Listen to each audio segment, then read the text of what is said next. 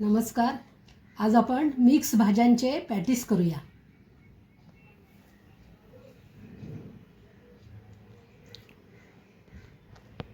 पॅटीससाठी लागणारं साहित्य आहे हे उकडून घेतलेले 4 बटाटे आहेत, हा किसून घेतलेला बीट आहे, हे दुधी आहे थोडा किसून घेतलेला, फ्लावर आहे बारीक केलेला, हा कोबी आहे आणि सिमला मिरची माझ्याकडे एकदम थोडी होती, ती सिमला मिरची मी बारीक करून घेतले आणि हे गाजर बारीक करून घेतलं आहे.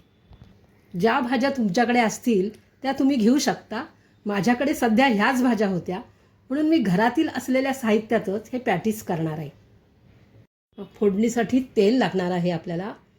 कांदा, आलं लसूण मिरचीचा ठेचा घेतलेला आहे, हिंग, मोहरी आणि हे मसाले आपण घेणार आहोत. हळद, तिखट, धणे जिरेची पावडर, हा गरम मसाला, मीठ आणि आपल्याला कोथिंबीर लागणार आहे.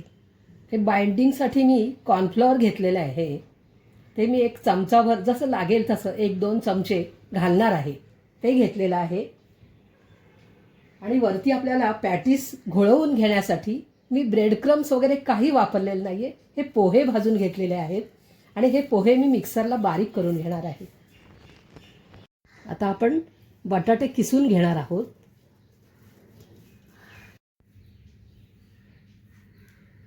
भाजलेले पोहे बघा मिक्सरला लावून बारीक करून झालेलं आहे.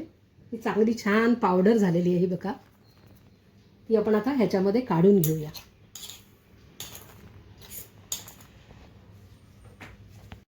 कढई गरम करून झालेली आहे. आता आपण त्याच्यामध्ये तेल घालूया. त्याला काय जास्त तेल नाही लागत. तेल झाल्यावर आपण जिरे घालूया.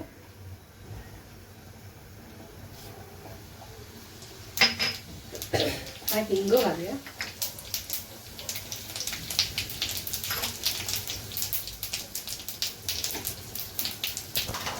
लसूण मिरचीचा हा ठेचा घालूया. हा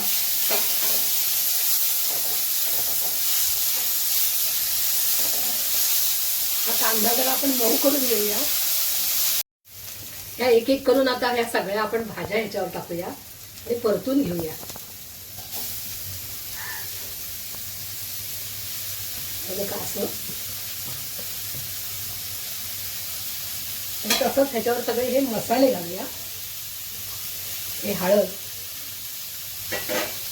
तिखट, मिरच्या घातलेल्या आहेत आपण, पण थोडंसं चवीपुरतं तिखट, हे धणे जिऱ्याची पावडर, हा गरम मसाला आणि मीठ पण लागलीच घालूया म्हणजे भाज्या लगेच ते छान हे होतील, मऊ होतील. आणि मग आपण त्याच्यावरती उकडलेला बटाटा घालूया.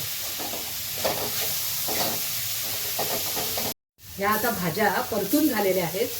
आता आपण ह्याच्यावरती हा बटाटा जो किसून घेतलेला आहे हा बटाटा घालूया.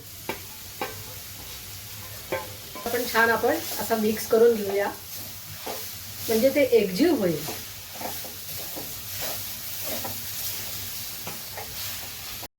आता हे सगळं एकत्र मिश्रण झालेलं आहे, एकजीव झालेलं आहे. आता आपण ह्याच्यावरती कोथिंबीर भरपूर घालूया.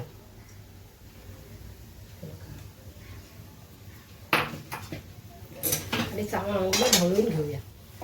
असं हलवून हलवून छान त्याचे गोळे करायला मदत होईल. हे मिश्रण आपण आता त्याला गार करत ठेवलेलं आहे. तर चांगलं गार करून घेऊया. ह्याच्यामध्ये आपण हा पोह्याचा बारीक केलेला चुरा 1 चमचा घालूया म्हणजे घट्टपणा यायला मदत होईल आणि त्याचे गोळे छान होतील. आणि हे थोडंसं चमचाभर कॉर्नफ्लॉवर घालूया ह्याच्यात म्हणजे चांगला ह्याचा घट्ट गोळा होईल आणि गोळे मग आपल्याला तळायला बरे पडतील. हे अशा प्रकारे आपण ह्याला आकार देऊन ह्याचे गोळे तयार करून घेऊया. मग आपण तळूया. तुम्हाला पाहिजे तो आकार तुम्ही देऊ शकता. लहान मोठे गोल तुमच्याकडे साचे असतील तर त्या साच्यात करा. लहान मुलांना खूप हे आवडतं. वेगवेगळ्या आकाराचा रंग आकाराचे साच्यातून केलेले असतात ते. आणि ह्या सगळ्या भाज्या मुलांच्या पोटात जातात. हेतू तोच असतो की लहान मुलांनी खावं म्हणून तुम्हाला ज्या आवडतील, मुलांना ज्या आवडतील त्या भाज्या ह्याच्यात किसून बारीक करून घालत जा. आणि म्हातारी माणसं, कोणी आजी आजोबा असतात कोणाकडे, त्यांना काय चावत नाही म्हणून आपण हे बारीक करून किसून असं घातल्या तर सगळं हे पौष्टिक भाज्या मुलांच्या, म्हाताऱ्या माणसांच्या पोटात जातात. मी ह्या अशा प्रकारचे गोळे करून घेत आहे. हे असे गोळे करून घेतलेले आहेत मी आता.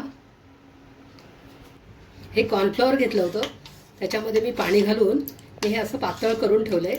म्हणजे त्याच्यामध्ये आपण हे पॅटीस बुडवून घेऊया आणि ह्या पोह्याच्या चुऱ्यामध्ये घोळून घेऊ आणि मग आपण तळून घेणार आहोत. हे बघा, असे हे घोळून गोळे घेते ह्याच्यामध्ये कॉर्नफ्लॉवरच्या पाण्यात, आणि ह्या चुऱ्यामध्ये मी हे असे करून घेते आणि मग तळायला टाकते.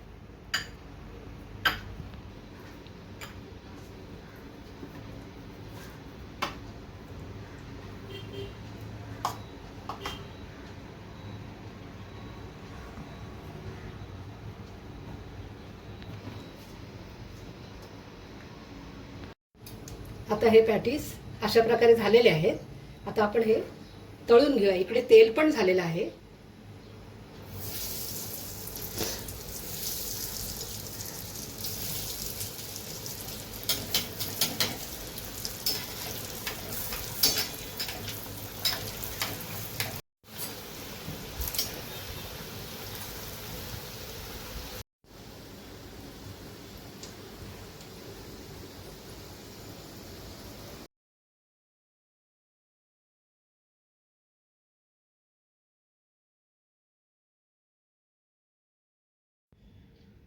आपले पॅटीस करून तयार आहेत. आता असे कुरकुरीत असे छान झालेले आहेत. मी तुम्हाला दाखवते. हे बघा, हे बघा कसं छान आवाज येतोय. ते अगदी कुरकुरीत छान झाले. तुम्ही चटणी बरोबर, सॉस बरोबर, तुम्हाला जे काय आवडेल त्याच्याबरोबर तुम्ही खाऊ शकता.